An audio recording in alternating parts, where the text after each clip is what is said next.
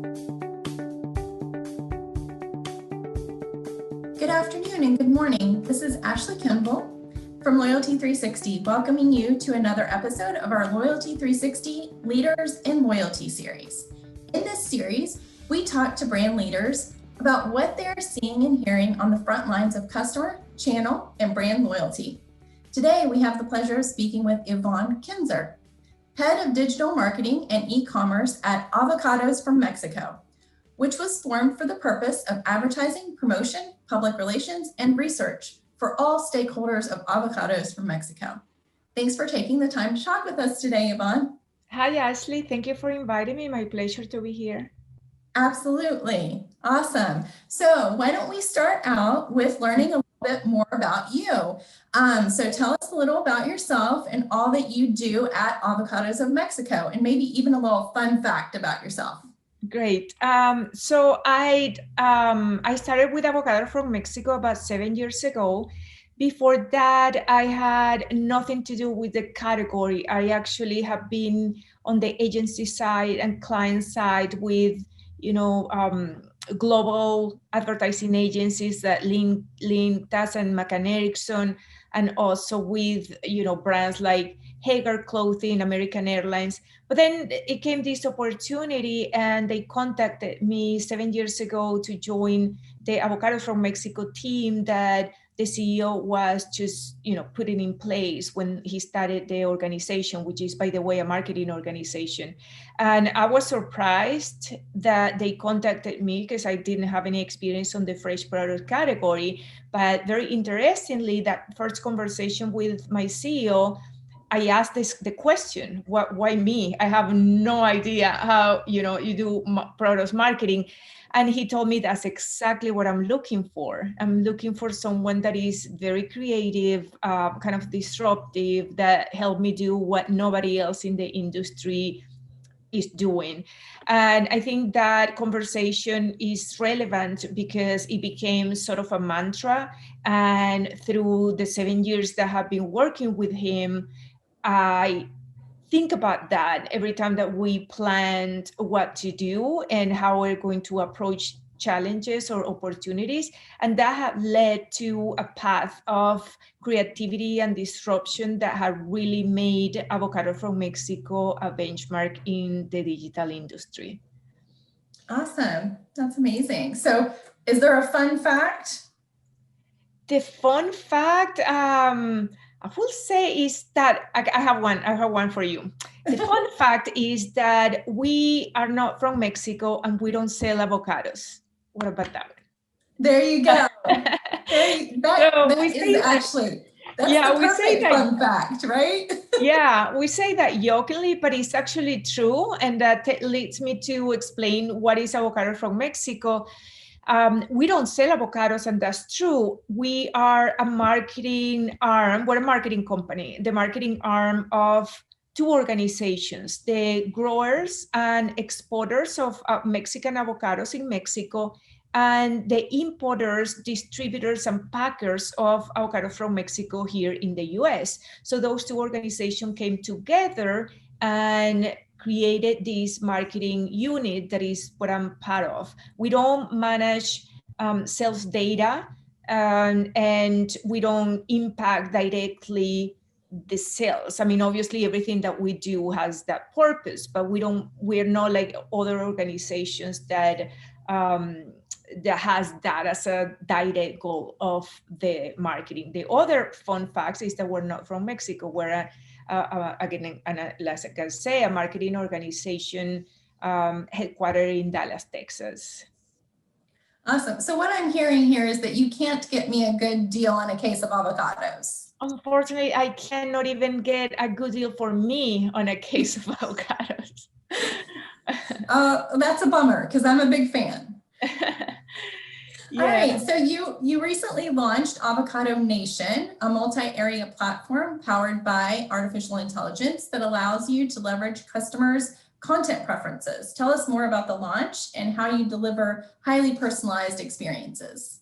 That comment that I made a minute ago, that we took as a mantra through the life of or marketing firm, like we do what nobody else is doing. That's part of that, and has been a process. That platform that we just launched has been a process that have been growing for years. And I tell you, for example, in 2014, let me take a little bit of a step back. When we work toward doing what nobody else is doing, you have to start planning by looking into the future. You cannot look into the past, because if you look into the past, you see what others are doing, and you follow and follow their leads and do what everybody else is doing. When you are tasked with doing what nobody else is doing, you have to look into the future. So that has been a common pattern and behavior. And in 2014, we started experimenting with consumer data platforms. And remember that it was not until 2016 when really the consumer data platforms start to rise in popularity.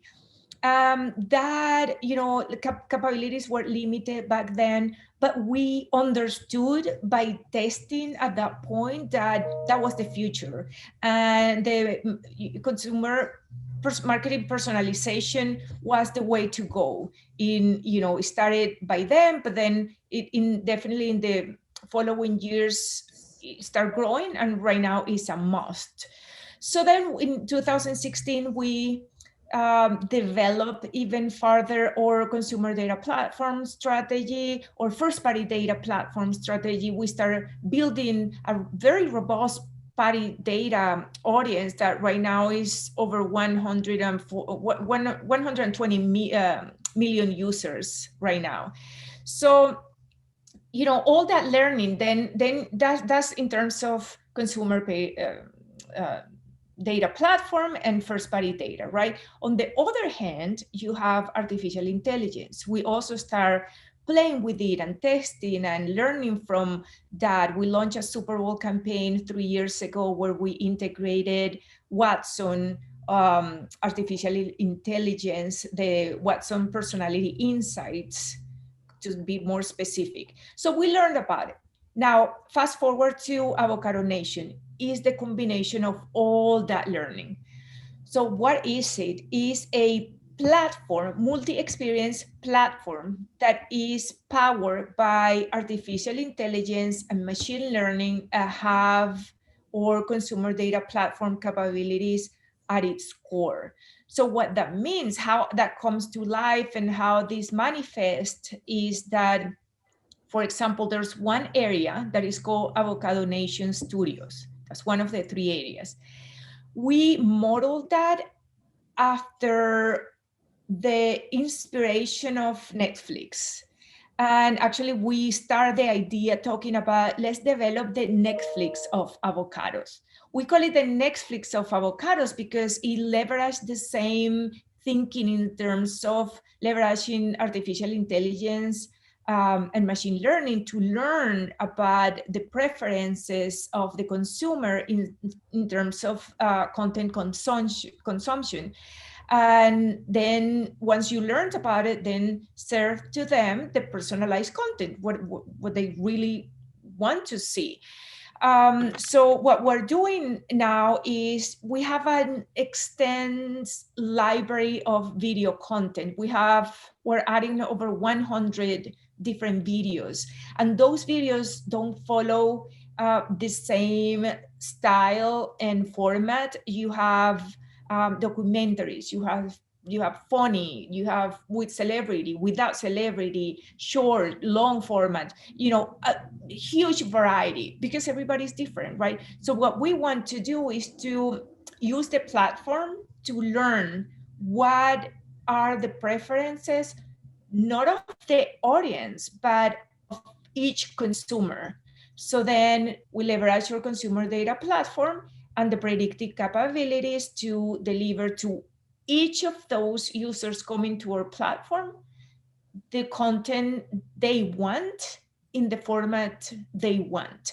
And just to close this is why we are so hopeful about this to work is because, as you know, Netflix has 70% success rate. versus 30% success rates of other networks.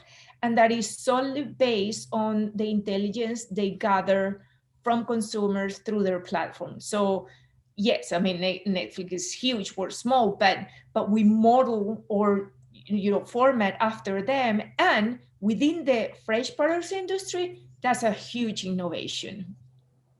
Absolutely, absolutely. That's awesome. That's incredible. So I know that you also have Avocado Rewards. So can you provide us information about that? I think it's also a new program. And how does that program work? So that lives in the same platform, Avocado Nations. Remember, I told you it has 3 areas. One is Avocado Studios. I already described it. And the other one is Avocado Rewards. It's the first time we launch a reward program.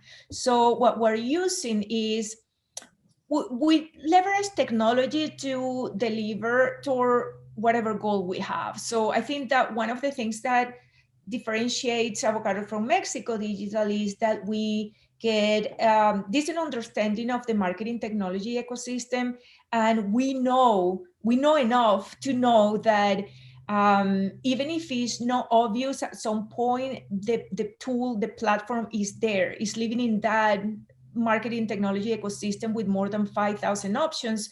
So we go and dig and look and find whatever we need. So going back to Avocado Rewards, we're using optical character recognition technology to build the tool that is going to allow us to read the store receipt of the consumer. When the consumers go to the grocery store, buys avocados, get the receipt, they can scan that receipt and submit it through our platform. The platform reads the characters in that receipt the same way that facial recognition reads the features of a human. This technology reads the characters in the receipt and tells us if there's avocados in it, what are the other ingredients in the basket, et cetera, et cetera. So then we reward the consumers with Avocado Currency, which is called points or digital avocados. Obviously the consumers that become part of this program. So they start collecting this currency. Every time they submit a receipt, they get more points. And when they have enough points, they can exchange them for items in our souvenir store or our network store, like we call it. And that's the third part of this Avocado Nation platform, which is an area where we develop very original designs of avocado clothing, and we customize it for the consumers. The clothes is not manufactured until the consumers actually wins it, and then in 2 weeks we customize it, manufacture it, and ship it to the consumer. And it's a great avocado sportwear collection with avocado prints. Everybody's crazy about avocado everything at these days, so it has been very popular. Absolutely. I'm going to need to get some avocado socks. So that should be on my list for sure. I eat enough of them. I should have socks for sure. Awesome. That's amazing. Yeah. And that's very cool with the Avocado Shopping Network. That's amazing. So there's a lot of discussion about emotional loyalty in the industry today. What does emotional loyalty mean to your brand, and how do you measure that?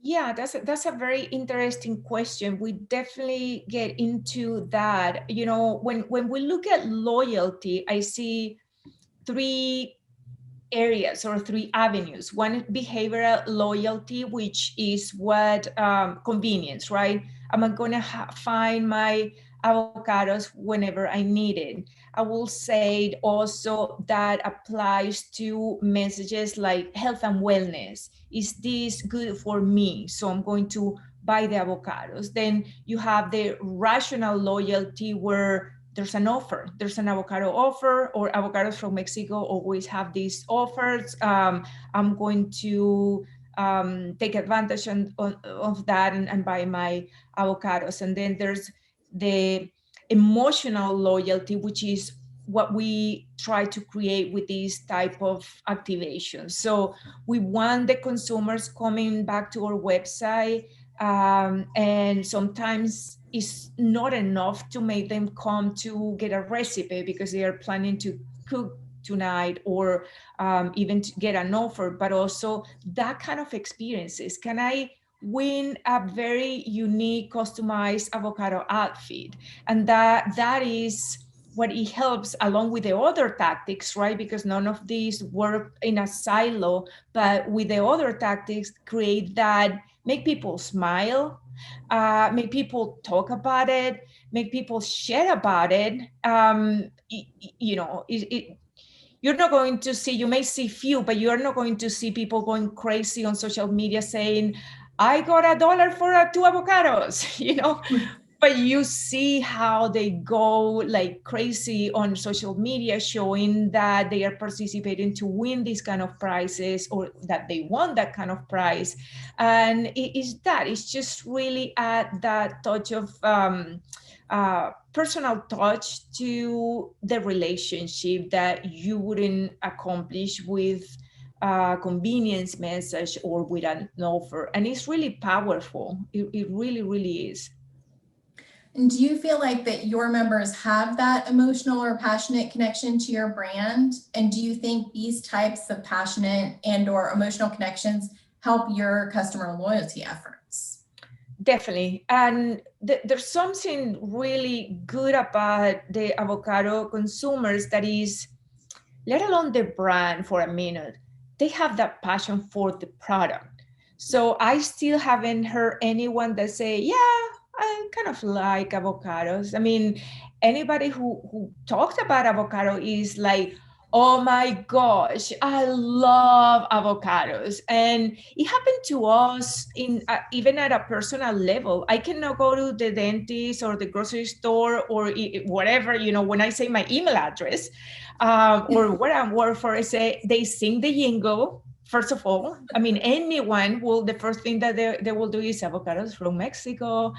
And then they comment, oh my gosh, I love avocados, my family eats them every day, my kids love it.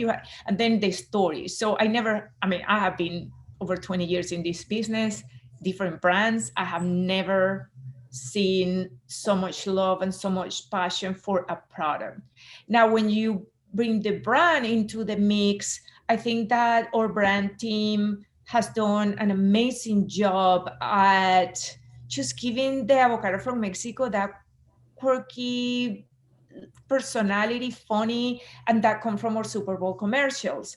You know, they have a style, they have a very specific personality that has, you know, the brand team has been able to maintain throughout the years, that is really tying all that love for the fruit with, this is the brand that is bringing that deliciousness. And it has definitely worked for us. We have seen, since, you know, our company was created in 2014, an increase of brand preference. It was in the 20s% the level, and now it's over 50%. So that's, you know, that's says a lot about how you can build that kind of that love for the brand when the love for the fruit is already there. Absolutely. And it gives you that whole new level of engagement with the consumer when you have that as your base, for sure. And people do love their avocados. I mean, it is a thing that you know, when you don't have them, when you get to the store and they don't have your avocados, it's not a happy day. So yeah, I absolutely can see that they would be very engaged on that. So there's a lot of talk about customers changing, particularly through COVID and the digital acceleration that we've been seeing. How do you feel customers are changing, and how are you adapting to that change at Avocados From Mexico? I love that question, because it is one of the biggest challenges that we face in the industry. And you know that, and every marketer in every industry, is not only in us. And one of the reasons that is driving that behavior. Of course, things like COVID, for example, that is a behavioral changer. But we also have technology really shaping the behavior of their consumers, expecting something. And we were talking about personalization before. Well, consumers may not know that behind the experience, there's artificial intelligence engine, machine learning, etc. They may not know that, but they know that the brand is talking to them and the brand is personalizing the message for them. So those expectations change quickly and evolve as new technology emerges. And the way we marketers stay on top of that is, first of all, not losing sight of what is coming in the future, what are the forces that are driving those changes. And I recently brought a presentation for my company, for my team, about this. I differentiate, there's trends and there's forces. The trends are impermanent. They can be here today, maybe not tomorrow. It's what we call the shiny object. It's okay sometimes to run after the shiny objects. Those present opportunities to seed or message in very fertile environments. But the forces, that's what we really have to pay attention to. And one of those is, for example, 5G.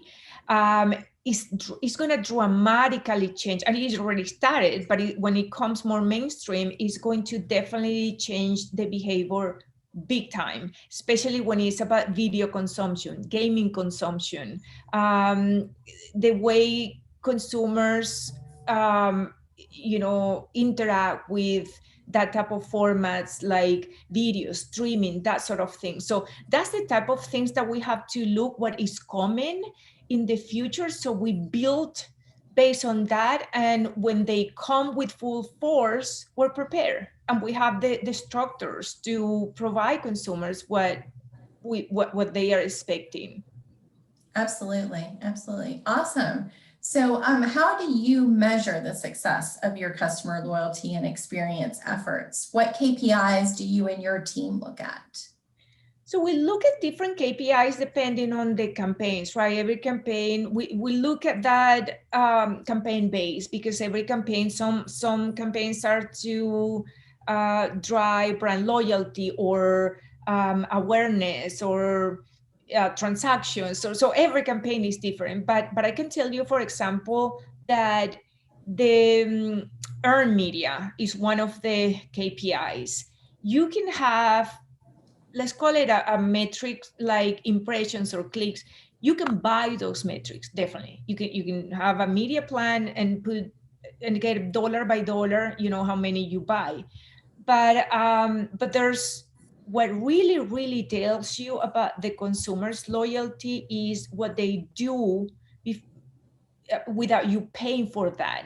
Like, for example, imagine our Super Bowl campaign, the last one right now, 2021. We didn't have a TV spot, but we had a very robust digital activation. Or all-time records before, the previous years when we had a Super Bowl spot, we got to deliver 4.5 billion social impressions. That was a wow. Well, this year we delivered 7.5 billion social impressions, and we didn't buy 5 billion impressions. That's impossible. We cannot afford that. But the consumers got so engaged with the activation that they were sharing from our site. And to clarify, when I talk about billions of impressions, is the potential impressions. So every time one consumer shares or content in their platform, then the analytics platform counts the potential impressions that go to the followers of that person and the followers of the person. So it's kind of a chain. That's how it's calculated, because it seems like a lot. But still, we're talking about probably 1 million interactions to produce that kind of impressions. So when is the consumer on their own, that choose to share our content, that choose to interact, that choose to respond to the message that we put out there, that's loyalty 100%. Absolutely. Absolutely. All right. So what do you think is the next big thing for your brand's approach to customer loyalty?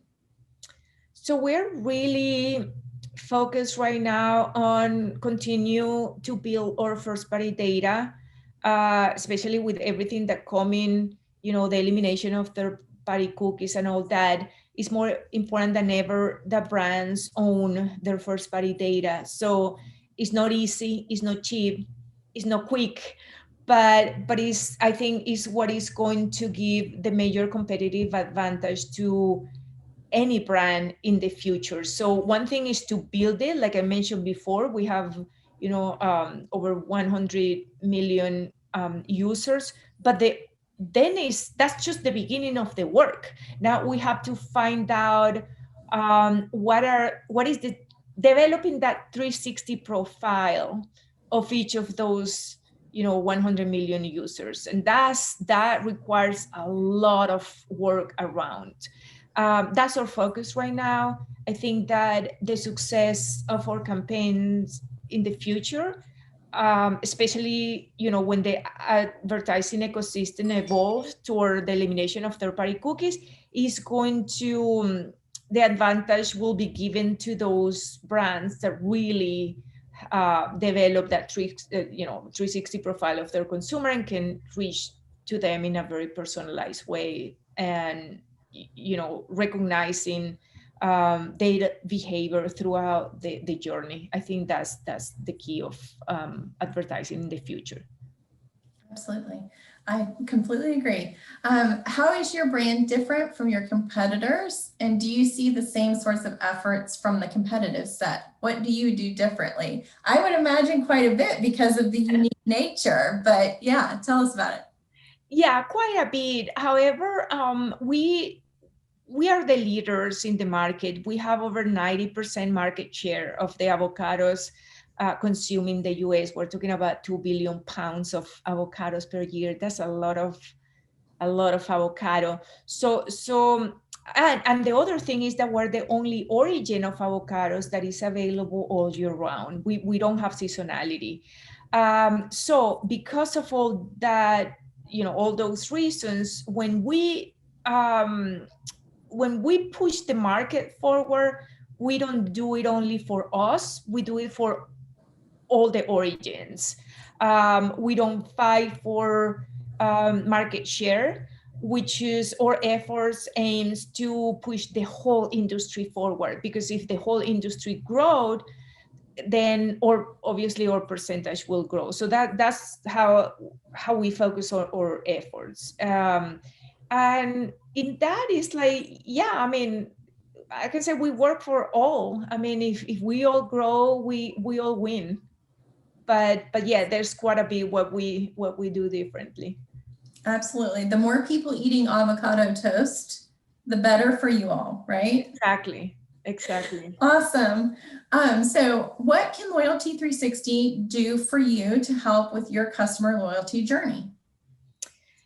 I think that because the people managing these companies in these brands were so into the day by day and what is our business and trying to push through, strategies and tactics and activations. Sometimes sometimes we don't have the time to look up and look into the future. What is coming? What should we be prepared for? So organizations like yours, what it helps a lot is to be the eyes of the brands and the businesses and identify what is coming and help us to be prepared for what that coming, so it doesn't come as a surprise and we can better